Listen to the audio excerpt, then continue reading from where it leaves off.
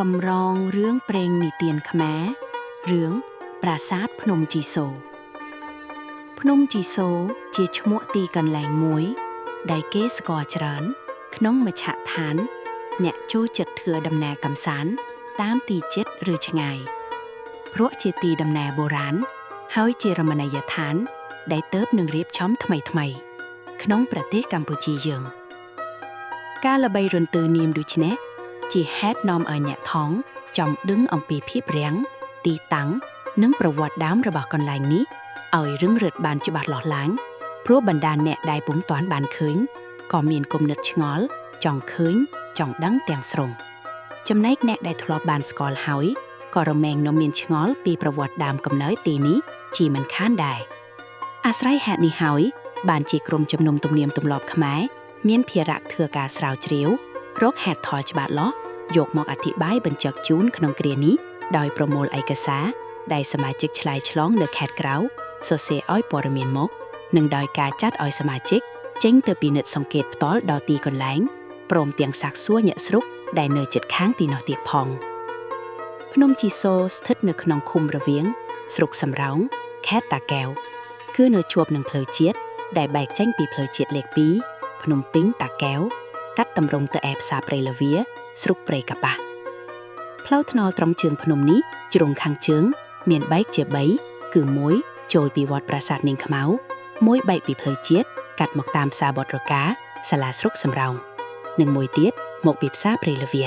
សាលាស្រុកព្រៃកបាស់មកប្រសពគ្នាត្រង់កន្លែងនេះដូច្នេះអ្នកធ្វើដំណើរទៅពីភ្នំពេញដោយរថយន្តផ្ទាល់ខ្លួនអាចបត់ចូលតាមផ្លូវបែកត្រង់វត្តប្រាសាទនាងខ្មៅក៏បានឬចាំទៅបត់តាមផ្លូវបំបែកចូលផ្លូវបុត្រកាក៏បានសប្តាហ៍ថ្ងៃលើកំពូលភ្នំនេះមានប្រាសាទបុរាណមួយតូចល្មមប៉ុន្តែមានរបៀបរៀបរយប្រកបដោយផែនទីសម្រុំនៅឡើយប្រាសាទនេះហើយនៃអ្នកផងនិយមហៅថាប្រាសាទភ្នំជីសូរហើយនៃយើងអធិប្បាយពីខាងដើមថាអ្នកផងគេនិយមទៅទស្សនាជាញឹកញាប់តាមពិតរូបរាងប្រាសាទនេះពុំមានភាពស្ទុកស្ទុំដោយប្រាសាទអង្គរឬប្រាសាទដទៃទៀតនៅចំណោមអង្គរឡើយគេប្រទះឃើញតកំពែងព័ទ្ធជុំវិញប៉ុណ្ណោះដែលនៅគង់ទ្រង់កំពែងនេះធ្វើពីថ្មពុកឬថ្មបាយក្រៀមតម្រៀបគ្នាជាពីរតម្រួតខ្លងក្រៅឃ្លាតពីគ្នាប្រមាណជា2ម៉ែត្រហើយខាងលើមានតម្រៀបថ្មដូចគ្នានេះធ្វើជាដំបូលប្រាក់ពីលើអាចឲ្យមនុស្សជ្រកនៅក្នុងនេះបានយ៉ាងស្រួលជ្រុងទាំង4នេះមានទ្វារធំធំនៅគ្រប់ទាំង4ទិសដោយមានថ្មឆ្លាក់ជាក្បាច់ត្របុកឈូកបន្ទប់គ្នាជាកំបូលប្រាង្គដ៏មានក្បាច់ផ្ដៃនិងក្បាច់ស៊ុំយ៉ាងស្រស់គួរជាទីទស្សនាណាស់ផង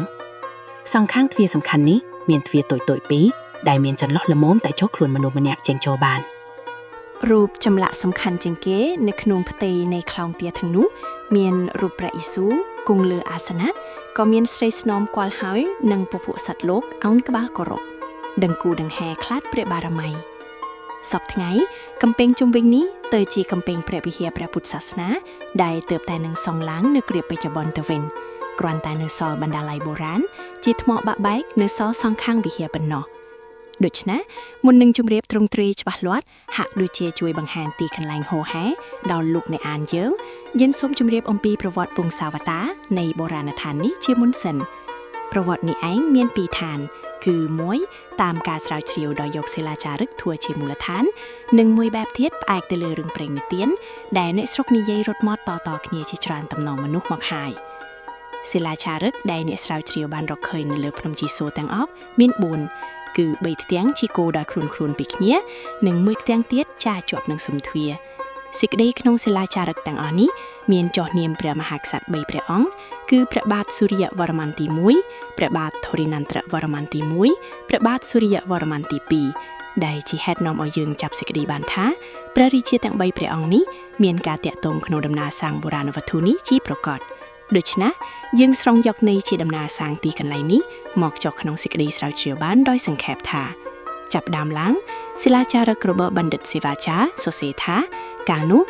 939សកក្នុងរជ្ជកាលព្រះបាទសូរ្យវរ្ម័នទី1លោកបណ្ឌិតសេវាចារ្យបានចូលបព្វជិក្នុងសាសនាព្រាហ្មណ៍ស្ថិតក្នុងទីអាស្រមបទមួយកន្លែងឈ្មោះយោគិនទ្រាល័យដែលពពួកអ្នកមានសទ្ធាចំនួននោះបានរួបរวมគ្នាកសាងឡើងនៅលើកំពូលភ្នំគឺជីសូរនេះឯង បន្ទាប់មកមានមន្ត្រីជាន់ខ្ពស់ម្នាក់នាមកំដងអញស្រីវីរិនដែលជាអ្នកឧបត្ថម្ភអាស្រមបុត្រយោគិនទ្រាល័យនិងជាឧបថារបស់បណ្ឌិតសេវាចាផងលោកបានផ្ដាំគំនិតរើតាក់តែងទីអាស្រមនេះឲ្យបានធំធ្គមទ្កើងរុងរឿងទៀតកិច្ចការដ៏ធំនេះនឹងធ្វើទៅបានលុះណាតែមានមុខចាបាយគ្រប់គ្រាន់ម្លោះហើយបានជាសេវាចានិងស្រីវីរិនបានមូលមតិគ្នាធ្វើជាគម្រោងការមួយដាក់ថ្វាយព្រះមហាក្សត្រទ្រង់ពិនិត្យដើម្បីសូមព្រះរាជាអនុញ្ញាតនិងសូមព្រះរាជាឧបត្ថម្ភក៏ផងកាលនោះព្រះបាទសូរ្យវរ្ម័នទី1ព្រះអង្គក៏ទ្រង់មេត្តាប្រោសតាមការស្នើនេះដោយបានទាំងប្រោសប្រទាននូវវត្ថុមានតម្លៃសម្រាប់ជាការចំណាយក្នុងកិច្ចស្ថាបនានេះទៀតរហូតដល់រជ្ជកាលព្រះបាទសូរ្យវរ្ម័នទី2ទើបបានហើយស្រេច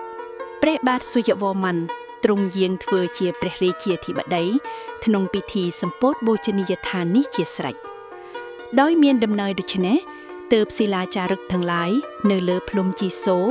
មានចែងអំពីព្រះនាមព្រះរាជាទាំង3អង្គនេះកាលបើបានជាបូជនីយដ្ឋានស្ដុកស្ដុំហើយពពួកព្រាហ្មណ៍ដែលទទួលភារៈក្នុងកិច្ចការស្ថាបនានេះបន្តមកពីកំដែងអញស្រីវរិន្ទ្រិនោះមកក៏កសាងជាបដិមាករសំខាន់តម្កល់នៅក្នុងទីនេះធ្វើជាទីសក្ការៈបូជាសម្រាប់អ្នកផងទូទៅបដិមាករសំខាន់ជាងគេថ្វាយនាមថាវរសបៈដែលជាតំណាងព្រះឥសូរ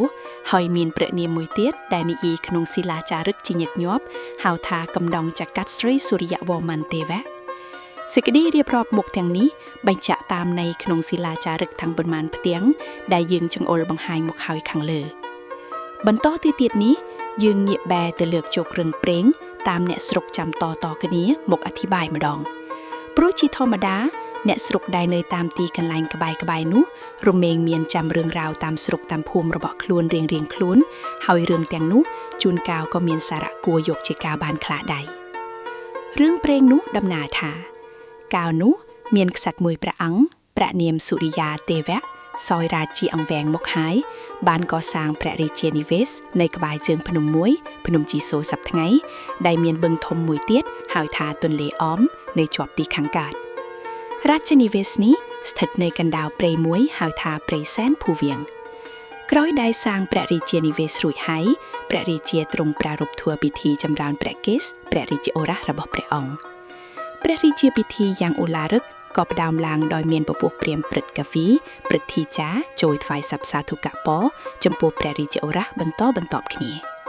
ពេលនោះមានព្រាហ្មណ៍ព្រឹទ្ធីចារម្នាក់ជាអធិបតីក្នុងពិធីនេះបានចូលទៅថ្វាយព្រះពរក្រោយគេ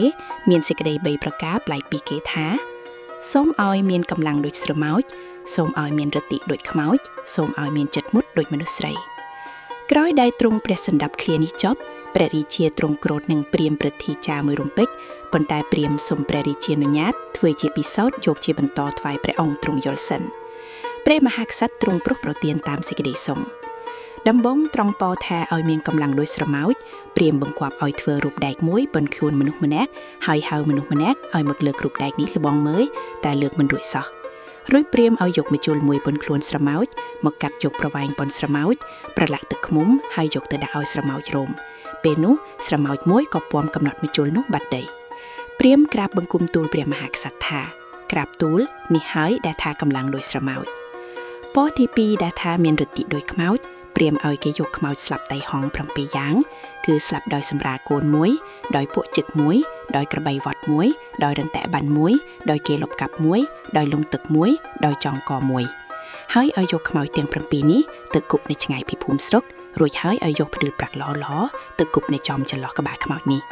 មិនតែប៉ុណ្ណោះឲ្យយកពែរួតពែហុំពជើងទ្រុំពច្រមុះជ្រូកជាដើមទៅតម្រៀបនៅលើកំណប់ក្បាលខ្មោចនេះដោយមានដាក់បាយសបាយក្រហមក្បាលជ្រូកមានឆ្ងាយនៅត្រង់លុះផង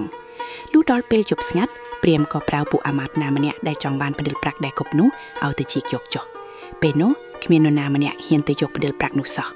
ត្រង់នេះព្រាហ្មណ៍ក្រាបទូលព្រះរាជាថានេះហើយដែលហៅថាមានរតិដូចខ្មោចចំណាយពោទី3ដែលថាមានចិត្តមុតដូចមនុស្សស្រីនោះព្រាហ្មណ៍ព្រឹទ្ធាចារ្យបានធ្វើការពិសោធន៍វែងឆ្ងាយដូចតទៅនេះដំបងហៅបុរសកំសត់ម្នាក់មកនិយាយថាមើលសប្តាហ៍ថ្ងៃនេះអ្នកឯងកំសត់តោកយ៉ាបើខ្ញុំបង្គាប់ឲ្យអ្នកសម្លាប់ប្រពន្ធអ្នកឯងចោលក្នុងរយៈ3ថ្ងៃទៀតខ្ញុំនឹងតាំងឲ្យអ្នកធ្វើជាមន្ត្រីធំតើសុខចិត្តឬទេបុរសសិនជឹងគិតមួយសន្ទុះ ក៏ងើបឡើងឆ្លើយថា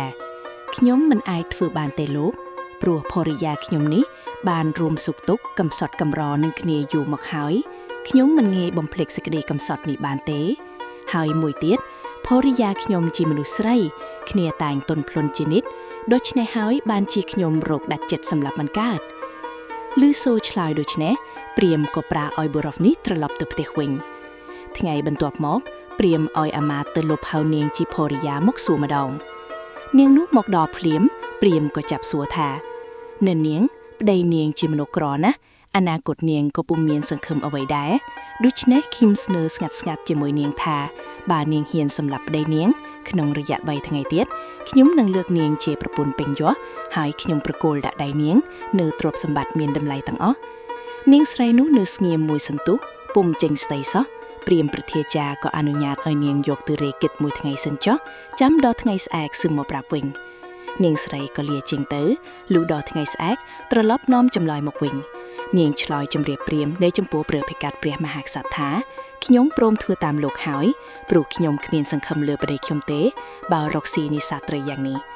គ្រាន់តែនាងនេះឆ្លើយចប់ភ្លាមព្រាហ្មណ៍ប្រធាចារ្យក៏ងាកបែរយ៉ាងប្រញាប់ទៅក្រាបទូលព្រះរាជមួយរំពេចថាក្រាបទូលនេះហើយជាបន្ទាល់ដែលទូលព្រះបង្គំក្រាបទូលថាមានចិត្តមុតដោយសី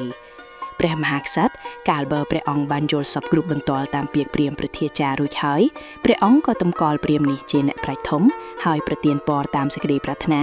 ពេលនេះព្រាហ្មណ៍ក៏សូមព្រះអង្គអនុញ្ញាតសាងអាស្រមពុទ្ធសម្រាប់ពួកព្រាហ្មណ៍ឲ្យបានស្ទុកស្ទុំនៅលើកំពូលភ្នំដែលជាប់នឹងព្រះរាជនិវេសនដ្ឋាននេះ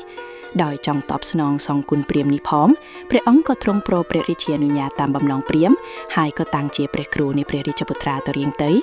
សេចក្តីអធិប្បាយហូរហែមកនេះសម្រាប់បញ្ជាក់ឲ្យឃើញនៅប្រវត្តិដើមនៃប្រាសាទបុរាណនៅលើភ្នំជីសូគឺមានទាំងបែបប្រវត្តិការផងទាំងបែបរឿងព្រេងផង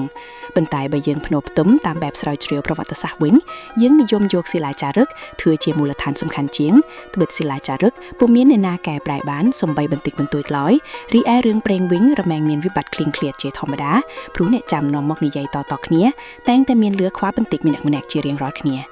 ដូច្នេះទើបយើងបញ្ជាក់បានថាប្រាសាទនៅលើភ្នំជីស៊ូនេះក៏សាងឡើងតាំងពីរាជព្រះបាទសូរ្យវរ្ម័នទី1រវាងកស1092ដល់1049ដើម្បីឧទ្ទិសថ្វាយទេវរូបតំណាងព្រះសិវៈដែលមានសមតិនាមមួយថាកំដែងចុកាត់ស្រីសូរ្យវរ្ម័នទេវៈឬហៅកាត់ខ្លីឲ្យចំថាព្រះឥសូរហើយទីនេះក៏មាននាមថាសូរ្យបវតៈបានន័យថាភ្នំនៃព្រះបាទសូរ្យវរ្ម័ន